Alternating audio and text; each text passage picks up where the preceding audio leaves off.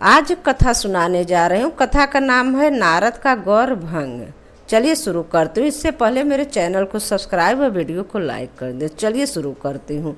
एक समय की बात है, देवर्षि नारद ने विषय वासनाओं पर विजय प्राप्त करने के लिए पर ब्रह्मा की कठोर साधना की। वे हिमालय पर्वत के निर्जन स्थान में जाकर समाधि सिद्ध हो गए और पर ब्रह्मा की आराधना करने लगे। उनको इस कठोर साधना करते देख देवराज इंद्र भयभीत हो गए। उन्होंने इस विषय पर देवगुरु बृहस्पति से परामर्श करने का विचार किया। वे आचार्य बृहस्पति को पास पहुँचे और उनसे कहा, आचार्य नारद हिमालय पर्वत पर कठिन साधना कर रहे हैं। मेरे समझ में ये नहीं आ रहा है, इतना कठोर तप किस उद्देश्य के लिए कर रहे हैं।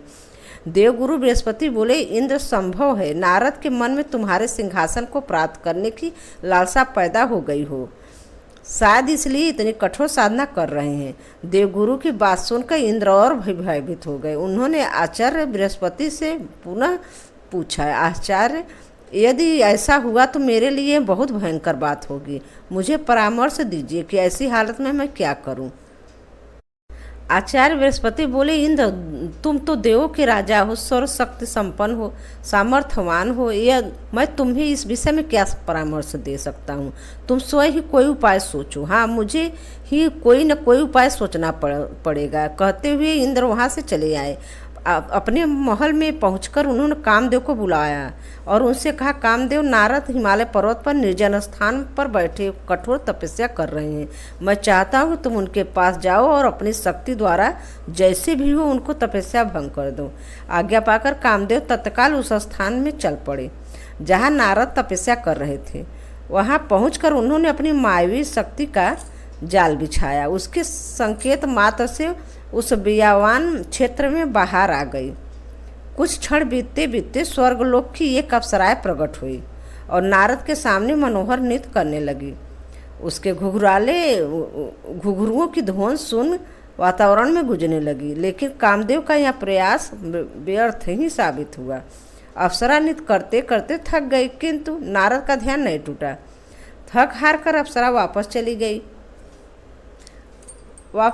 तो तब पूरा होते ही नारद ने आंखें खोली। कामदेव ने सोचा, यदि नारद को बाद में यह पता लग गया कि मैंने उनकी तपस्या में विघ्न डालने की चेष्टा की तो वह मुझे शाप दे देंगे। उचित यही है कि मैं स्वयं ही उन्हें सच्ची बात बता दूं। यही सोचकर उन्होंने नारद के समक्ष पहुंचकर उन्हें साष्टांग प्रणाम किया। नारद ने उन्हें आशीर्वाद देकर पूछा, आओ कामदेव, किस प्रकार हेतु यहाँ आगमन हुआ है। कामदेव बोले, देवर्षि, मेरा अपराध क्षमा हो। मैंने आपकी तपस्या भंग करने का प्रयास किया था। नारद ने पूछा, पर क्यों, किसके आदेश से तुमने ऐसा किया। ऐसा करने को कहा था देवराज इंद्र ने उन्होंने मुझे यहाँ भेजा। कामदेव को सच्ची बात बता दी। कामदेव की बात सुनकर नारद मुस्कुराकर कहा, मैंने तुम्हें क्षमा किया कामदेव। अब मैं तुम जाओ और देवराज को बता देना कि नारद ने इच्छाओं को वश में कर लिया है। अब मैं संसार के किसी भी भौतिक आकर्ष में नहीं फंस सकता। जान बची और लाखों पाए। कामदेव ने सोचा, जल्दी से वहाँ से चले गए। कामदेव के जाने के पश्चात नारद सोचने लगे, मैंने कामदेव को परास्त कर दिया। अब मेरा नाम भी भगवान शिव के समान हो गया है, क्योंकि कामदेव को तो शिव ने परास्त किया था। या फिर अब मैंने यह सोच नारद कैलाश पर्वत पहुँचे। उन्होंने भगवान शिव को पार्वती को नमन किया। भगवान शिव ने नारद के चेहरे पर झलकती हुई प्रसन्नता चमक देखी तो उन्होंने पूछा, क्या बात है नारद, आज आप बहुत प्रसन्न दिखाई दे रहे हैं। नारद बोले, हाँ भगवान, बात ही कुछ ऐसी है। ऐसी क्या बात है, हमें भी बताओ। भगवान, मैं कामदेव को जीत लिया। इंद्र ने उसे मेरी तपस्या भंग करने के लिए भेजा था, किंतु वह अपने प्रयासों में सफल नहीं हुआ। मैंने निर्भंग अपनी तपस्या पूरी की। नारद की बात सुन शिव मुस्कुराए और बोले, नारद, मुझे यह जानकर बहुत प्रसन्नता हुई कि तुमने काम पर विजय प्राप्त कर ली। पर देखो, यह बात तुमने मुझे बता दी और किसी देव को यह बात मत बताना, विशेषकर विष्णु को तो भूलकर भी यह बात मत बताना। लेकिन नारद के चैन कहाँ। यह बात बताने के लिए वह तो उनके पेट में मरोड़ उठ रही थी। अतः भगवान शिव के परामर्श को उन्होंने नहीं माना और क्षीर सागर को चल पड़े। रास्ते में उन्होंने सोचा कामदेव पर मेरी विजय का खबर सुन शिव विशेष पसंद नहीं हुए, शायद उन्हें मुझे इससे ईर्ष्या हो रही है, इसलिए मैं भगवान विष्णु से भी यह बात न बताने को कह रहे हैं। भला इतनी बड़ी सफलता की बात मैं भगवान विष्णु क्यों न बताऊं? वे मुझसे बहुत स्नेह रखते हैं।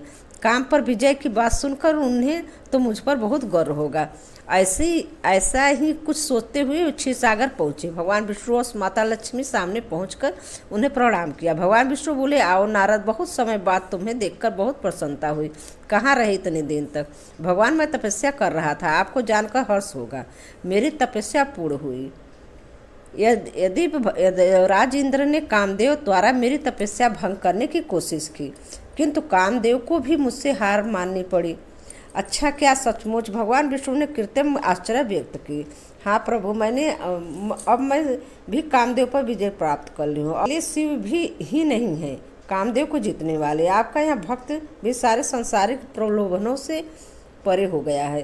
भगवान विष्णु समझ गए कि नारद मन में अभिमान पैदा हो गया है, किंतु प्रकटतः वे बोले, यह तो बहुत अच्छी बात है नारद, फिर भी तुम सदा सावधान रहना, कौन जाने कब क्या घटित हो जाए। फिर भगवान विष्णु से विदा लेकर नारद लौट पड़े। उनके मन में उत्साह की बजाय कुछ विक्षोभ सा था। उन्होंने सोचा, मेरी सफलता पर विष्णु भी बहुत प्रसन्न नहीं हुए। मैं कोई दुर्बल व्यक्ति थोड़े हूँ।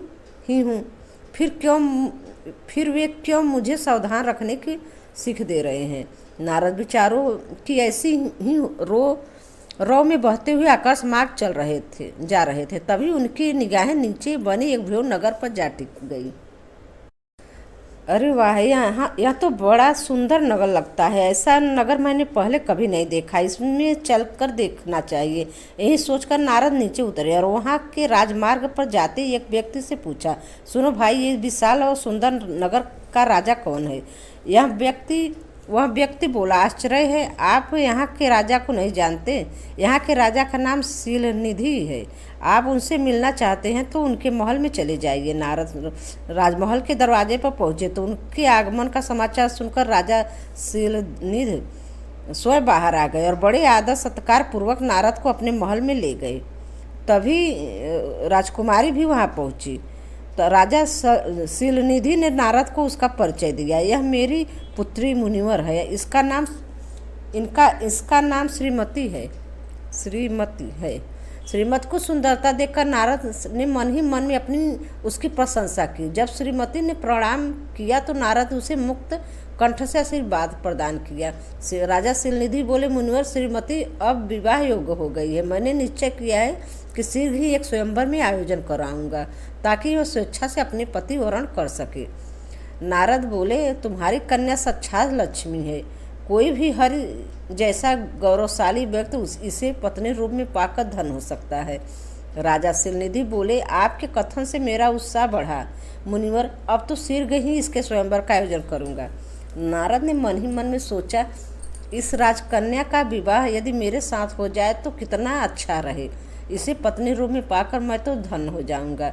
अगर ऐसा मुझे प्राप्त हो जाए तो पूरे ब्रह्मांड में स्वयं को सबसे भाग्यशाली पुरुष समझूंगा, पर मैं इसे प्राप्त कैसे करूं?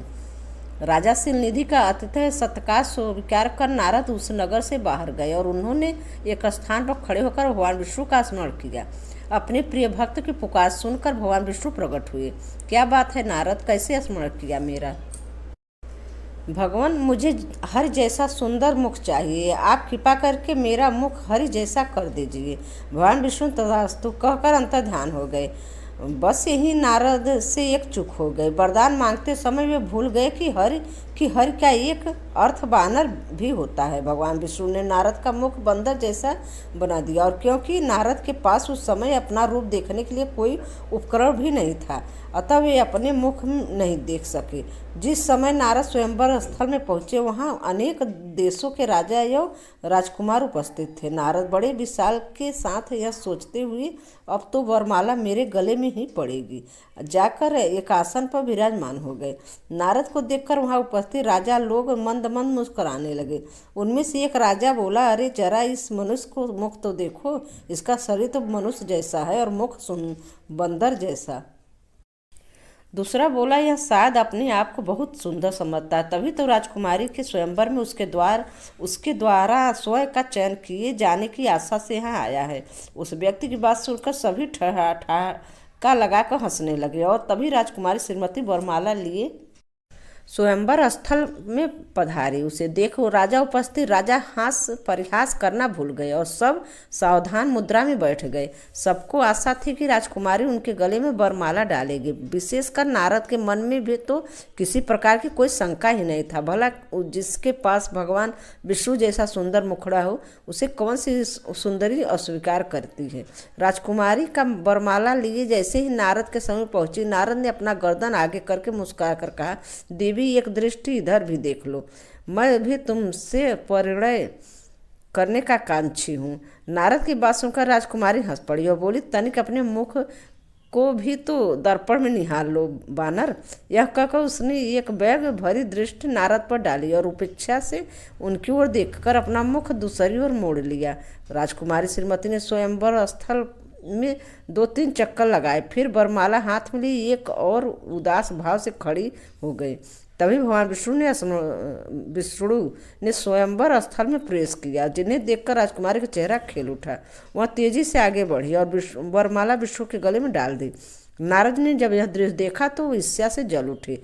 वे विष्णु के पास पहुंचे और क्रोध भरे स्वर में बोले, भगवान आपने मेरे साथ ऐसा छल क्यों किया? मैंने आपसे आपके जैसा सुंदर मुख मांगा और आपने मुझे बानर का मुख दे दिया। ऐसा धोखा मेरे साथ आपने क्यों किया? यदि आपको स्वयं इस राजकुमारी से विवाह करना था तो मुझे पहले ही बता देते, मैं स्वयं ही इस प्रतियोगिता में से बाहर हो जाता। तब श्री हरि ने नारद से कहा, नारद, मैंने तुम्हारे साथ किसी प्रकार का कोई छल नहीं किया है। तुमने मुझसे हरि का मुख मांगा था, सो मैंने तुम्हें दे दिया। तुम तो संस्कृत के प्रकार पंडित हो, यह क्यों नहीं समझ सकते कि हरि का अर्थ बानर भी होता है? अपनी गलती महसूस कर नारद का क्रोध कुछ कमी आई। उन्होंने पूछा, अब क्या मेरा मुख जीवन भर इसी प्रकार बना रहेगा भगवान विष्णु बोले, नहीं, बस तुम थोड़ी देर के लिए अपनी आंखें बंद कर लो। नारद ने अपनी आंखें बंद कर ली। भगवान विष्णु पुनः बोले, अब अपनी आंखें खोलो और देखो कि सच क्या है। नारद ने अपनी आंखें खोली, इधर उधर दृष्टि घुमाई।